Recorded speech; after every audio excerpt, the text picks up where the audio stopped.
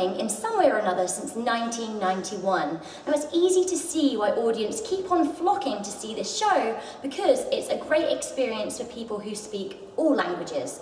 What I mean is, you don't have to speak English or French or Arabic or Swedish or whatever for that matter. Whatever language, wherever you're from, you will get exactly the same experience from this show than the person sitting next to you who could be from the other side of the world.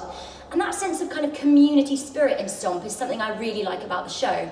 However, for me, this is where it ends. So Stomp is an hour and 40 minutes of banging on found objects and making percussions and rhythms, etc., which is great in theory. Now I saw Stomp in the Olympic closing ceremony in 2012. Now it was kind of a 20-minute section of the show, which for me was perfect.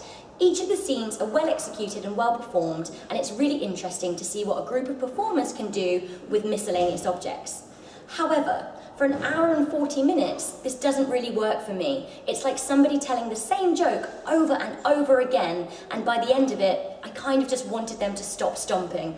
Now, as I said, Stomp uses supposedly found objects. However, there was one scene where the cast waltzed in with what can only be described as giant black rubber rings. These were big things, and I'm thinking, where on earth did you find those in the street? Which sort of, for me, defied the point. However, this scene was nice because it was a break from the normal stomping. Now, Stomp has been running in the West End for a good number of years now. However, I would say it's not really a West End show. It's more like a concert, but instead of real instruments, it's kind of like urban bins and stuff. And for me, it's not really meaty and chunky enough to be considered a West End show.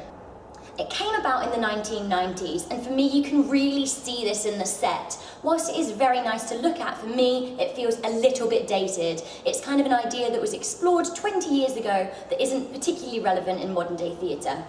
That said, if you don't speak particularly great English and you want to see a show in London's famous West End, or you have teenage children that really want to sort of experiment with percussions, I'd recommend a trip to the Ambassadors Theatre to see this show.